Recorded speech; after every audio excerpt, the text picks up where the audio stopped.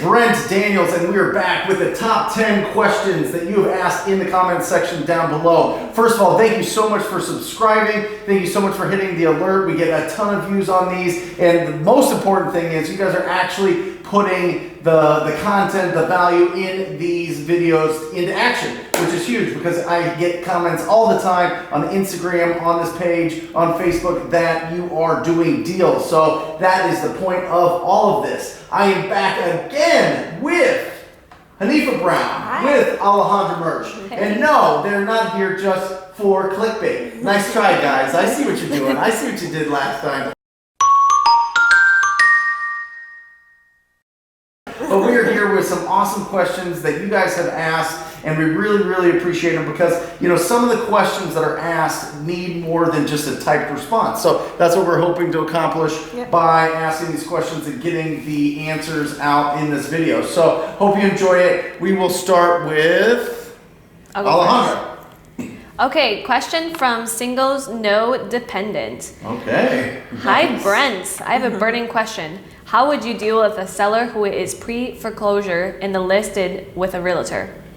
Okay, so there's a couple things dealing with that. So if you heard that, pre-foreclosure and it's listed with a realtor. So first of all, when we're looking for the absolute best deals, typically they're not going to be on the market. Now, if they are on the market, it's going to expose it to everybody out there in the marketplace. And when it gets exposed to everybody out there in the marketplace, typically they get an offer pretty quick and it gets bid up and you're not getting the absolute best deals. You want to get the properties off the market. So if it's on the MLS, I don't go after it. You can certainly go and start throwing lowball offers at people that are listed on the MLS for a long period of time. But if it's a pre-foreclosure, they're going to list it pretty low because they need to get an offer before it forecloses. And two, they're going to get exposure to everybody out there, and there's going to be a lot of different competition. So I totally avoid anything that is on the MLS. Now, when it comes to pre-foreclosures, I like the list, but you got to make sure with pre-foreclosures that there is equity. If there's no equity, there's no deal. So if they owe what it's worth, you get into some short sale situation, it's a nightmare. It's going to take you 3 to 6 months to a year to get it through. It's going to distract you. I want you out there going after the properties that you could really solve the problem with the people that have equity. Ooh. Good answer. All right. Yeah. So from SOC Industries Inc., great content, Brent, by the way. Thank you. I was just wondering how the conversation with the cash buyer or the realtor should go.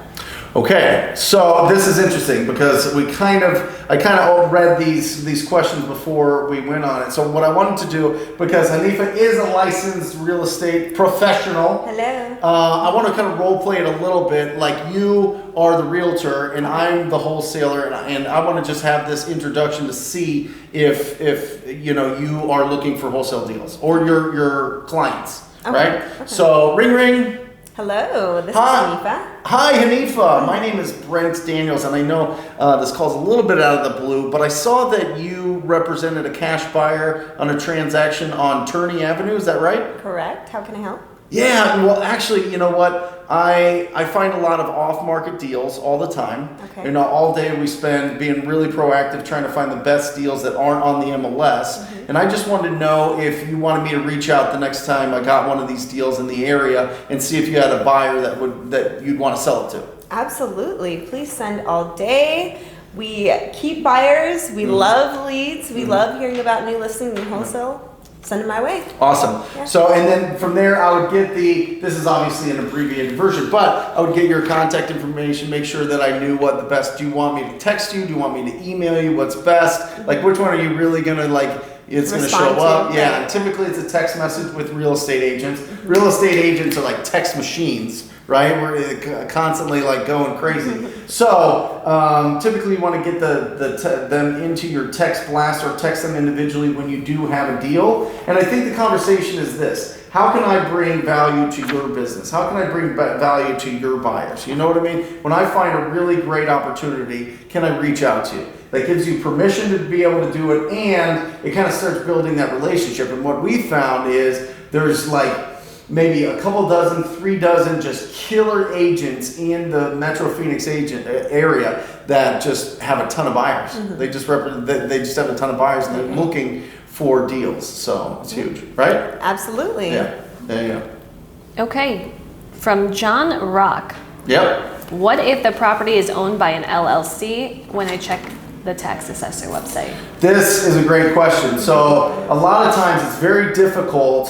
So John's asking this because he wants to get the phone number for the owner of a property, right? You're driving for dollars, you look, all of a sudden it's owned by an LLC. Well, typically an LLC isn't going to link their phone number to the address of a property that they own in their portfolio. So what you do is you go to the Corporation Commission website in your area, and you look up, there should be an online services, and you plug in their LLC information, and you see who the managing member is. Typically with the managing member, it also has a address. Now, sometimes people set up their companies through attorneys. You can certainly reach out to the attorney and see if they'd be willing to talk to their client about getting a cash offer on a distressed property. Oftentimes, honestly, they really are. Don't be afraid to call them up. Don't be afraid to talk to them. Just be respectful, have a good tone. Don't try to be a badass with attorneys or with anybody else in general, right? Yeah. And just be really, really kind and optimistic on the phone, and that's how you get them. So you want to look for the managing member, see what address there is, and then skip trace that. John Rock. Boom! Here we go. Hey. We're feeling it. From Life of Jay. Yep. How do you not offend the homeowner if they actually live in a distressed house? Well, it's interesting. You know, you don't have to. I think not offending somebody is a couple different things. I think it's what we say, the intention of what we say. Mm-hmm. We certainly do not want to cause friction by telling them that they live in a terrible house, right? I mean, that's rule number one. Two, you need to ask them questions and let them talk to you. If you're the one talking to them and in a position to offend them, that means you're talking way too much. You got to ask the questions, right? You got to ask the questions. You know, have you done any major remodeling to the house in the last 5 years? Any major remodeling to the kitchen and bathroom in the last 5 years? Let them open up when they're talking about the condition of the property. They'll tell you. They know it. Listen, if they're a distressed property owner, they're going to say, this house needs a lot of work. If you call them up and say, hey, your house looks terrible, I drove by it and I want to buy it and fix it up because it's ruining the neighborhood, that's not the right approach. It's going to cause a lot of friction. So, Tact. Yep. Mm-hmm. Yeah, tact. Have some tact. Have some respect. Have some kindness. You know what I mean? Ask questions, but don't use a tone of voice that's going to help allow them to open up. And when they answer you, you need to actively listen. Okay, even if it's over the phone, actively listen. Sure. Oh, I understand. Yep, got it. That's the key. Great. Awesome. From Daryl Hill. What? It was awesome. Awesome. Awesome. Okay. Yeah. Daryl Hill said, how do you assign to a buyer with a loan? That's a great question. So I assume what you're asking is a conventional loan. You don't. That's it. You sell to cash buyers only. That's the whole name of the game. You don't sell to somebody that has to get a conventional loan. There's too many underwriting overlays. That's technical, whatever. Sorry. It's basically the bank won't allow you to make to sell the contract to that buyer. They just won't allow it. The conventional banks won't allow it. Now, if they're getting private money, so what they can do is they can get a hard money loan or a private money loan, close on it, and then refinance with conventional financing, which most of them do in our experience.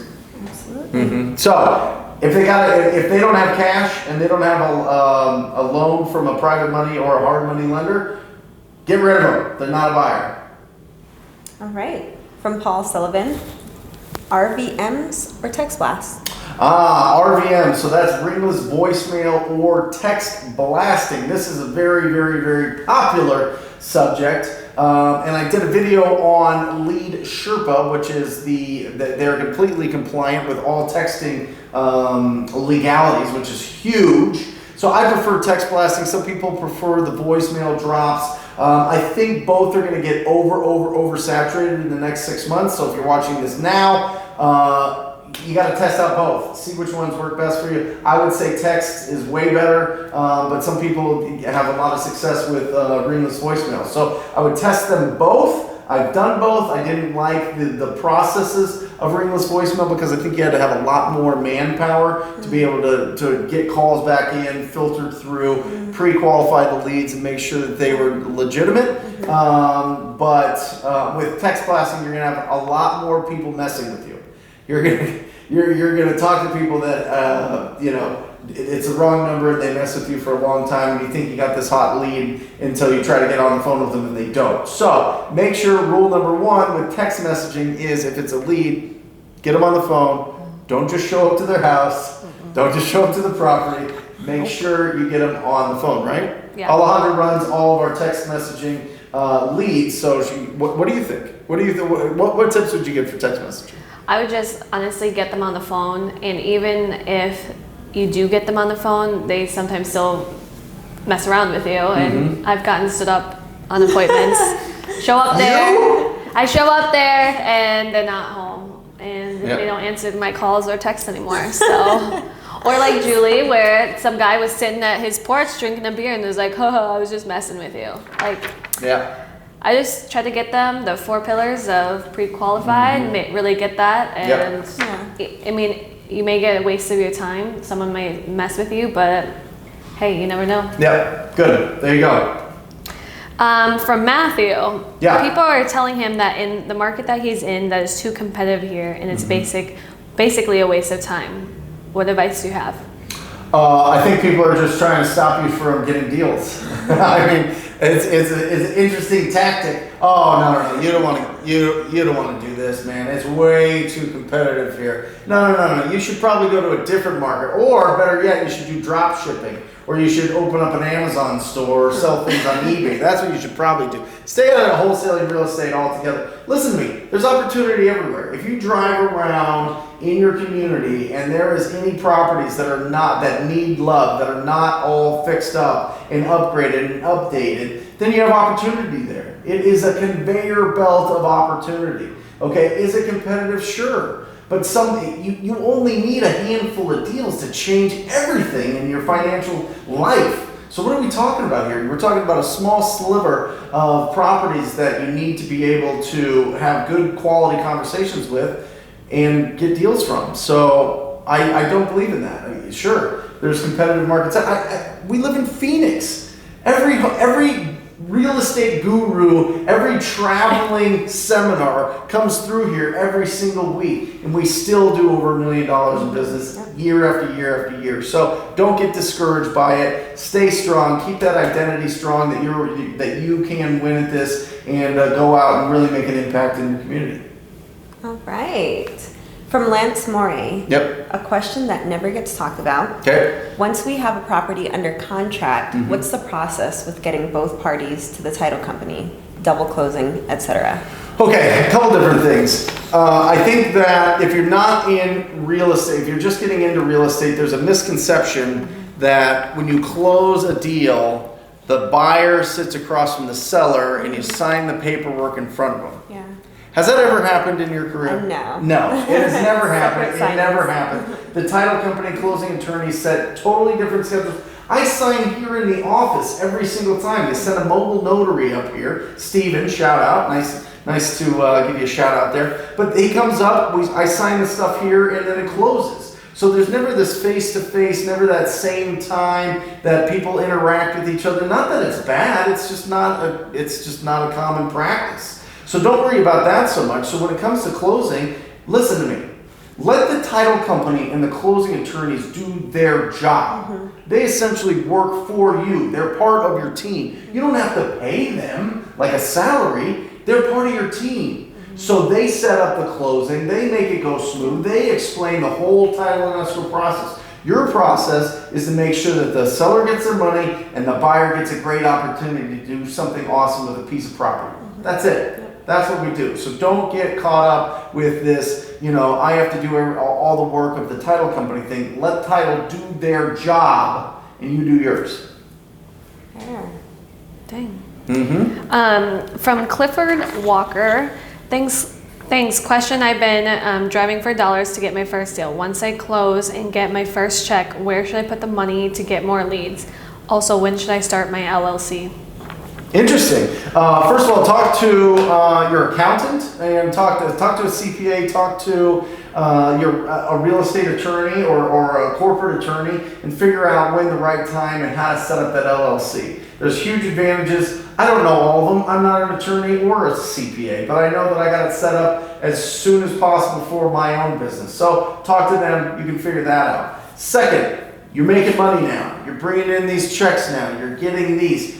Save the money. Keep it for yourself. That is what's called profit. Now, first of all, you gotta set aside some for Uncle Sam, right? Set aside some over here, 25, 30%. You feel good about it, set it over here for Uncle Sam. The rest, put into getting more and more robust niche lists to call so that you never run out of fresh phone numbers to call so that you can reach out and keep the process going. Remember, once you start going, once you start being consistent in your schedule, making calls, you gotta keep it fresh. So make sure that you're investing back into it, but that's minimal. I'm not asking you to throw 10 grand at direct mail or buy a website that's gonna cost you, $3,500. No. Listen, keep it, get the data, get the right information, the right phone numbers, the right lists of people to call, set aside some for the tax man, and take it for your own family, take it for your own business. Wholesaling is the bridge. Wholesaling is not real estate investing. Wholesaling is the bridge that allows you to make money, take that money across the bridge, and buy assets. That's when you start becoming financially free. That's when you start getting that forever money. That's when you start building your legacy wealth and your net worth. So that's what I suggest. Great. Awesome. Question from Amelie. Yes. Interesting that you speak of niche lists. Never heard of a niche list. What does it consist of? Okay. And do you have a link for it? Yeah. So there's a couple different, really good. So let's first define a niche list.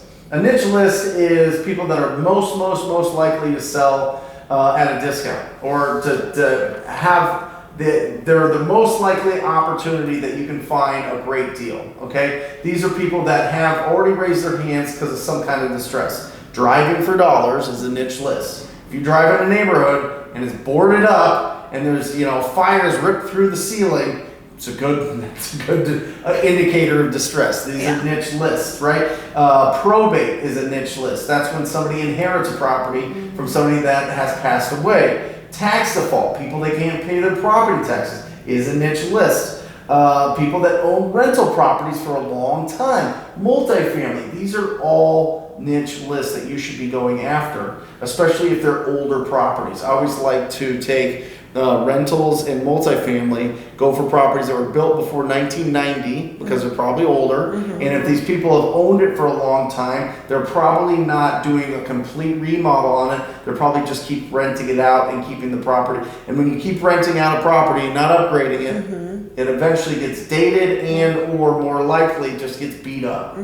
Dogs chewing on on all the molding. There's kids splashing stuff and poking holes in walls and roofs that need to be repaired and plumbing things that don't really, tenants just kind of beat up properties. They do for the most part. So those are the niche lists. What was the second part? What was the end part of that? What is the niche list? Do you have a link? I get mine from flipthisrealestatelyst.com. But I really think the best niche list for you is to use Deal Machine. It's an app. Okay, use TTP as the code for the app. You get it $9 cheaper. You drive around, it literally maps. It gives you the information of the homeowner and the properties and saves them so that you can export, call all those people, get all those. Deal Machine is awesome. So check that out. That'll build up your niche lists. That's it. That's it! We did it! Top 10. Thank you everybody for asking all these questions. We really love the participation. We love that you are reaching out and that you are involved in this channel. We love putting out these videos for you guys, and we will continue to do so. I want to thank Hanifa and Alejandra for being my wonderful clickbaits so that you guys saw this video. Just kidding, they're wonderful. Should we do another giveaway? Yeah. Let's do another giveaway. What should we have them do? Comment? Yeah. Comment. You have to comment and subscribe to the channel to win a hat and a TTP shirt. There you go. So we will select 2 next week. Two Make next comments week. on this video. And subscribe. Make Yep. sure you're subscribed as well. Yep. So until next time, guys, go out there. I encourage you, highly encourage you, to have quality conversations with distressed property owners. You do that, you cannot lose. It is flawless. You will get deals and you will be rocking. So until next time, see you guys. Love you. Bye.